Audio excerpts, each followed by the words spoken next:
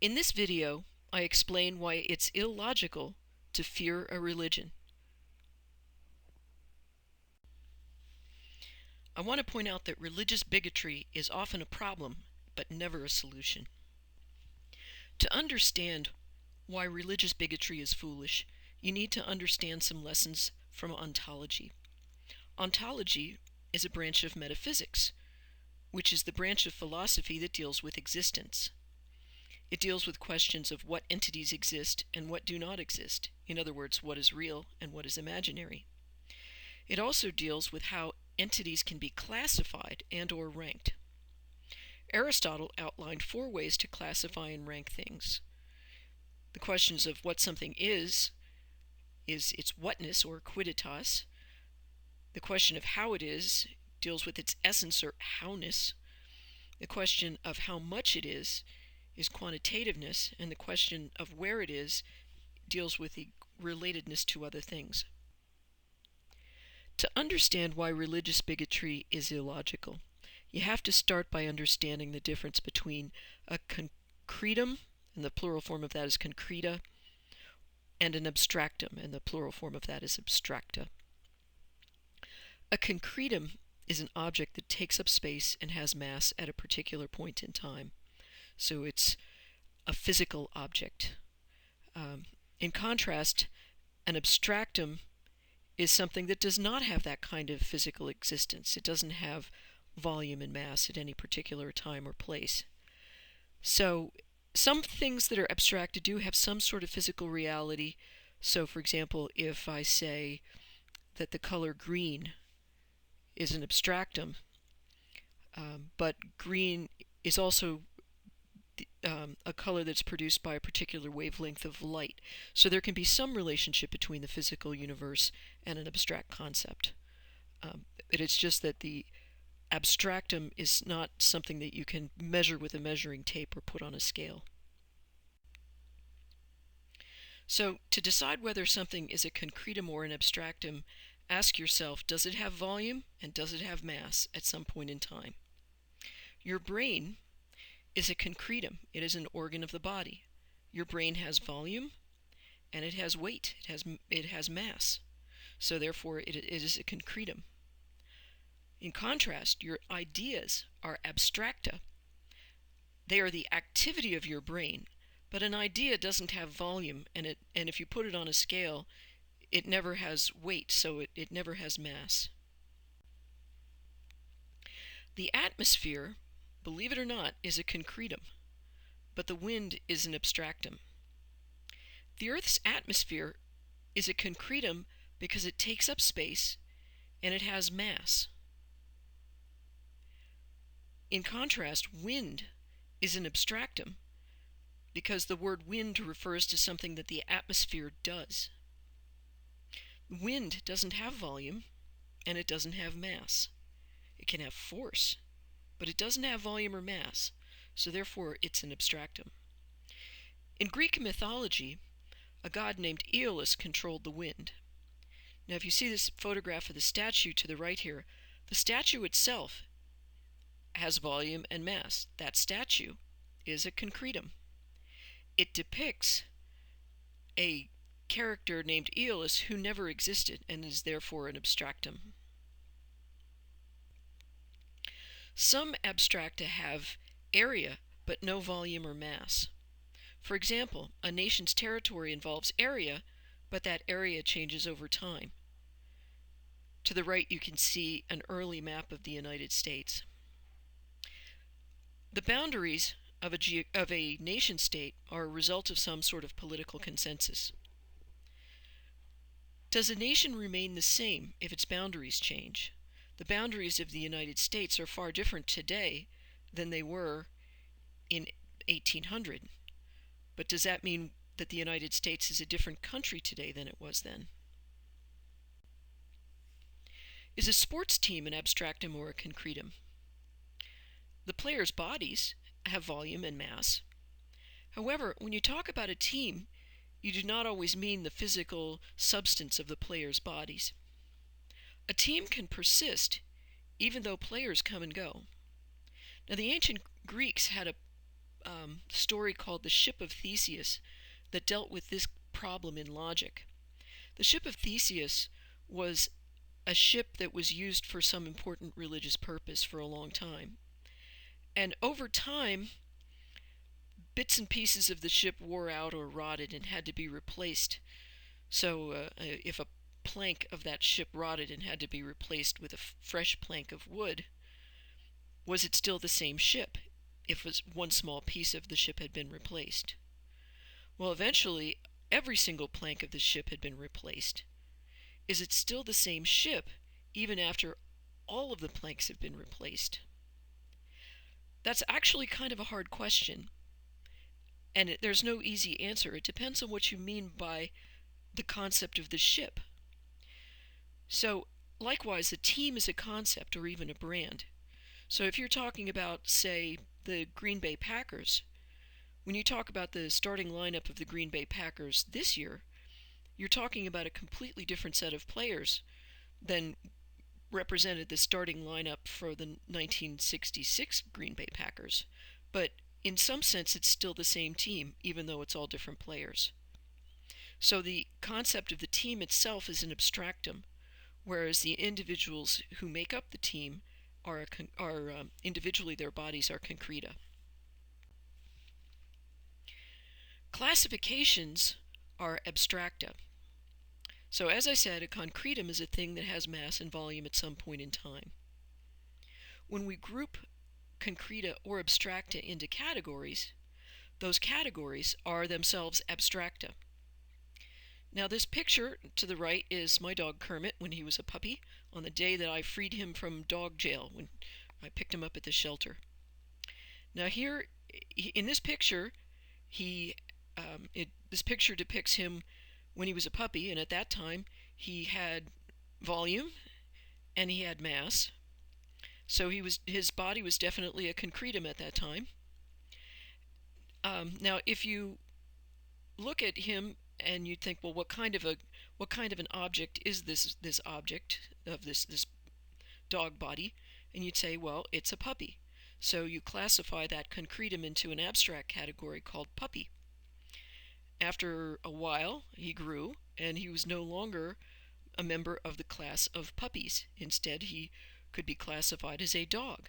Now, another question is, what sort of dog is he? Now, many people would say he's a border collie, but the question of whether he's a border collie or not depends on your point of view. According to the American Kennel Club, he is not a border collie because he has no pedigree. He was evidently a love child, and that's how he ended up in the shelter.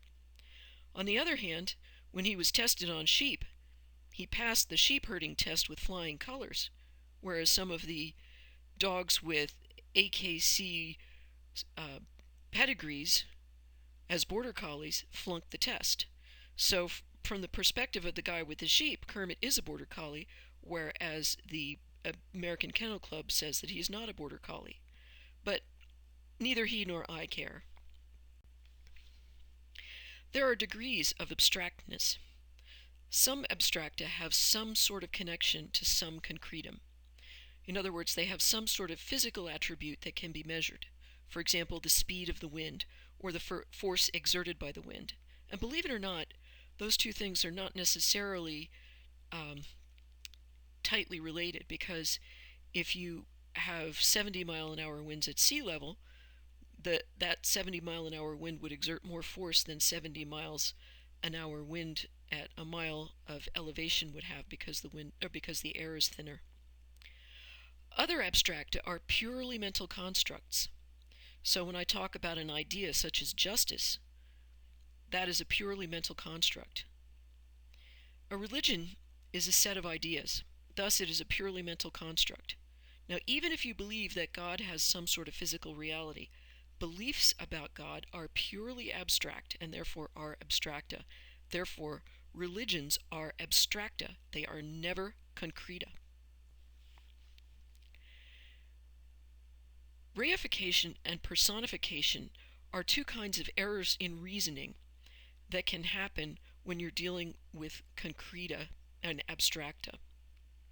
In Latin, the word re means thing. A reification means to regard and abstract him as if it were a concretum. When we refer to the north wind as a thing, we are reifying it.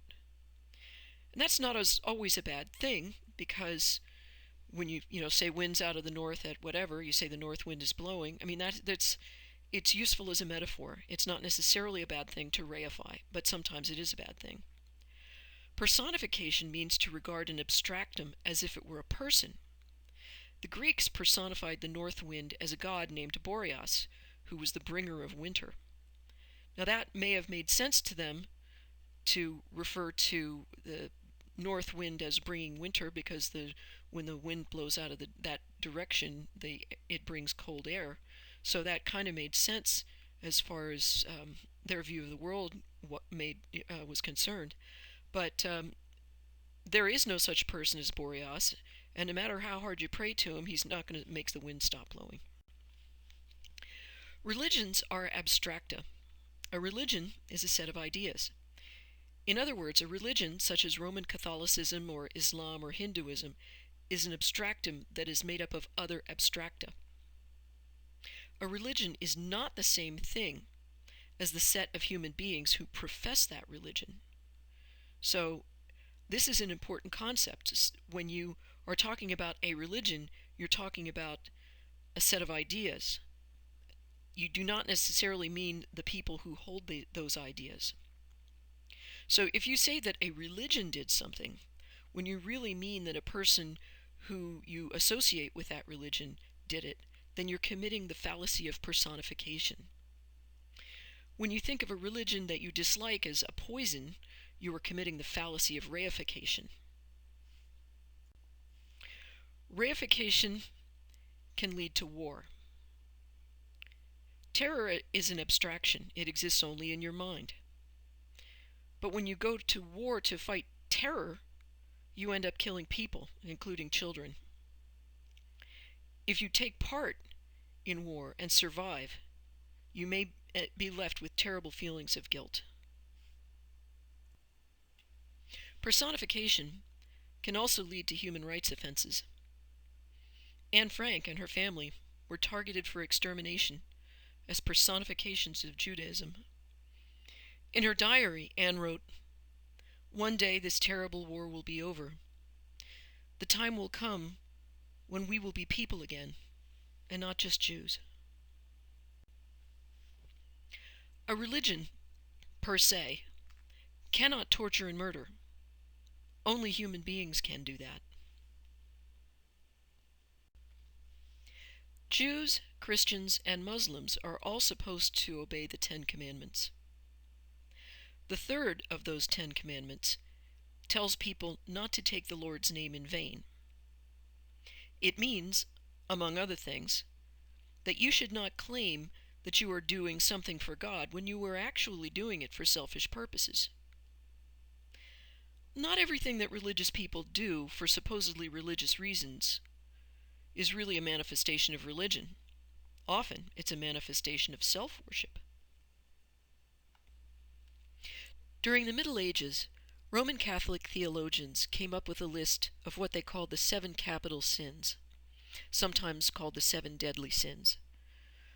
The word capital meant head, or pertaining to the head, and the implication was that the capital sins were like the headwaters of a river, the waters that gave rise to a river. The capital sins were forms of self-worship that would give rise to bad behavior. These sins, the capital sins, were called as deadly sins because they led to the death of grace within a person. When people do bad things, in the name of religion or not, their underlying motive is usually one of the 7 deadly sins of self-worship. Luxuria, or lust, meant uncontrolled desire. Now we think of lust as being desire for sex, but it could be desire for fame or power or food or even sex. Gula, or gluttony, means overconsumption, means taking more than is good for you or taking more than your fair share. Avaritia means greed. It meant a form of lust, but for material possessions, for wealth. Acedia, or sloth, meant laziness. So as you can imagine, acedia and avaritia are a bad combination. Ira, or wrath, means anger. Invidia, or envy, means that you are dissatisfied because somebody else has something that you don't have, such as belongings or some personal characteristics such as good looks or talent or something like that. Superbia is pride. Each of the 7 deadly sins has its opposite in one of the 7 heavenly virtues. So when people do good things, whether in the name of religion or not, they are generally expressing one of the 7 heavenly virtues. The opposite of lust is chastity. So lust meant unrestrained desire for things such as power, food, and sex, and so forth. Whereas chastity meant a wholesome appetite for things. So if you were a chaste person, it doesn't mean that you were not having sex at all. It just meant that you were having sex, well, according to Roman Catholic thinking, that you were having sex only for reproductive purposes within marriage. But since the sexual revolution, people have gotten a lot more broad-minded about that. Temperantia, or temperance, is the opposite of gluttony. Gluttony meant that you were over-consuming things. You were taking more than was good for you, or that you were taking more than your fair share. Temperance meant that you were taking an appropriate amount. Charity is the opposite of greed. And greed meant that you wanted material things, whether you needed them or not. Charity meant that you were generous of spirit, that you were willing to provide things for other people, so that it's a form of sharing. And it's generosity of spirit, not just generous with your things. Industria, or diligence, is the opposite of sloth. So whereas sloth means laziness, industria means that you're a hard worker and that you meet your responsibilities. Paciencia, or patience, is the opposite of wrath, or ira, or wrath. So wrath means anger, which is generally a emotional response to goal frustration. So you want something, you don't get it, you fly off the handle. In contrast, a patient person tries to find some peaceful means to resolve conflicts. Benevolencia, or kindness, is the opposite of envy. If you're envious of someone, you are dissatisfied because they have something that you want and don't have. Whereas if you're benevolent, then you're happy that they have what they have. Humility is the opposite of pride. And pride is the ultimate form of self-worship, when you think you are better than you are. Humility does not necessarily mean that you have unrealistically low self-esteem. It just means that you have a realistic idea of where you fit into the social order. So, for example, a prideful person would be unwilling to learn from his teachers, whereas a humble person would be willing to learn from his teachers. A religion cannot feed the poor, but a human being can. And sometimes a church can, if the human beings that make up that church put their mind to it. Dom Helder Camara, who was an archbishop in Brazil, said that when I give food to the poor, they call me a saint. When I ask why the poor have no food, they call me a communist.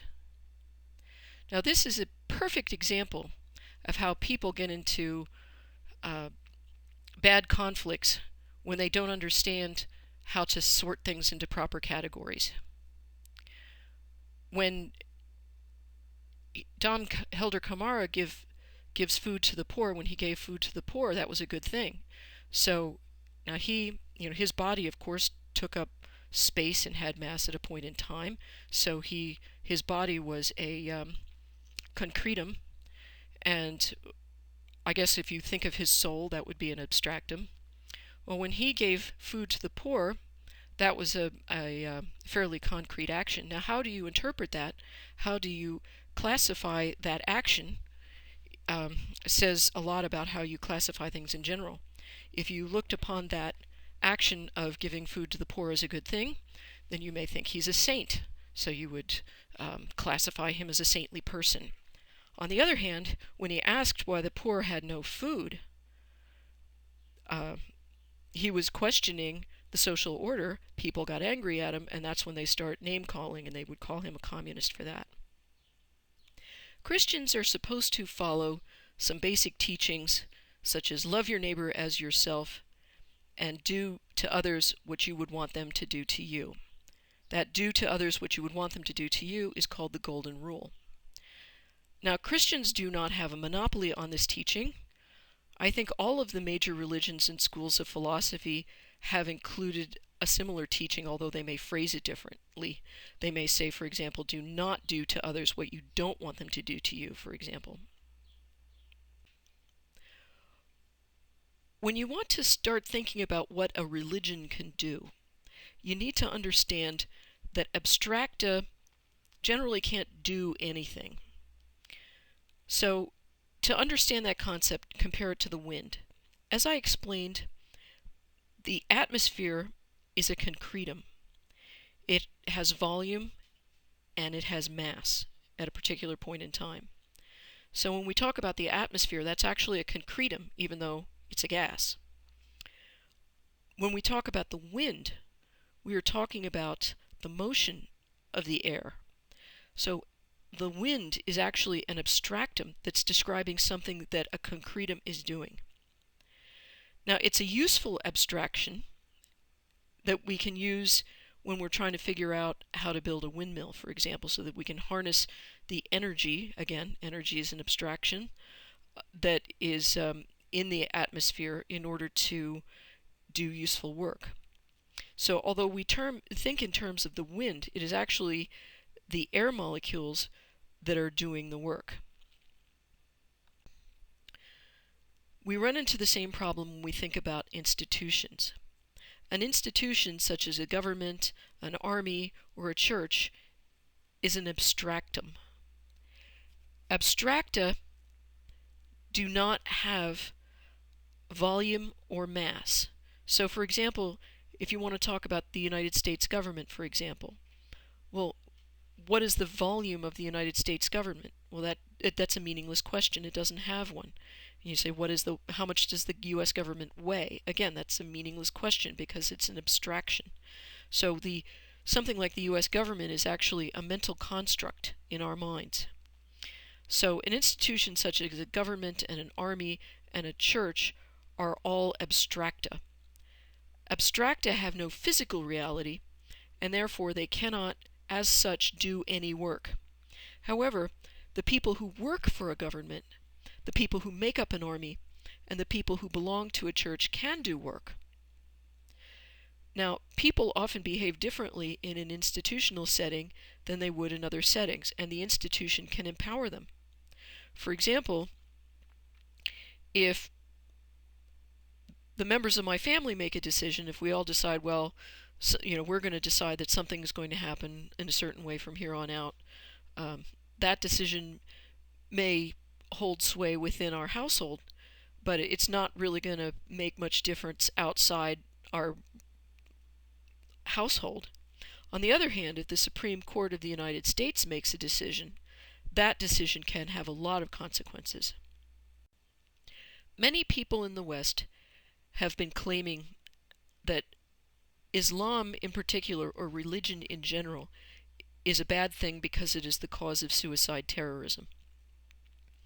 However, the arguments that they make to support that idea are generally flawed by the fallacy of reification or the fallacy of personification. When they make that argument, they also are turning a big blind eye to basic facts about history. The leading practitioners of suicide terrorism have been the Tamil Tigers of Sri Lanka. That's a secular Marxist-Leninist group of people drawn mainly from Hindu families. So these are not necessarily religious people at all, and they're not Muslim. In contrast, nearly all suicide terrorist attacks are part of a coherent campaign organized by a large political organization with lots of popular support. So in other words, suicide terrorism is a political phenomenon. It is not a religious phenomenon, even though some of the people who commit suicide terrorism are in fact invoking the name of their deity and saying that they are doing it for some religious purpose. But if you look at these, if you take a broader view of this phenomenon, you realize that it's not a religious phenomenon. It's mainly not. So every suicide terrorism campaign has the same clear goal: to compel a nation, usually a democracy, to withdraw its troops from the militant group's home territory. Terrorism in general is a weapon of the weak, and when you have a big army that goes in and does things to scare people, for some reason that's not called terrorism. It's only when a relatively weak group that doesn't have an army or a flag does the similar things that then it's called terrorism. To stop suicide terrorism, bring your troops home. As Noam Chomsky has put it, everybody's worried about stopping terrorism. Well, there's a really easy way. Stop participating in it. Religious bigotry is a problem, not a solution. When the four horsemen of the new atheism talk about religion, they often make arguments that are flawed by fallacies of personification and reification. As educated men, they should know better than that. Their voices carry because their message supports the neoconservative political agenda. If you want to address the pandemic of irrationality in the world, start by correcting your own thinking. As it says in the book of Matthew in the New Testament, "Hypocrite, first take the log out of your eye, and then you will see clearly to take the speck out of your brother's eye." In my book Not Trivial, How Studying the Traditional Liberal Arts Can Set You Free, I explain that logic was part of the classical trivium of grammar, logic, and rhetoric. Originally, if something was described as trivial, that meant that it was something you wouldn't have to explain to an educated person. It was something so fundamentally basic that any educated person would understand it. But today we use the word trivial to mean something that's unimportant. Yet logic is not trivial in the modern sense of the word trivial. The classical liberal arts were called the liberal arts because they were considered to be appropriate for freeborn men, but not for slaves. The classical liberal arts taught you how to think rationally, to think for yourself, to see through propaganda, and to express yourself persuasively. If you want to free your mind, the first step would be to study the classical liberal arts. I explain all this and more in my book Not Trivial. For more information, go to my website, www.nottrivialbook.com.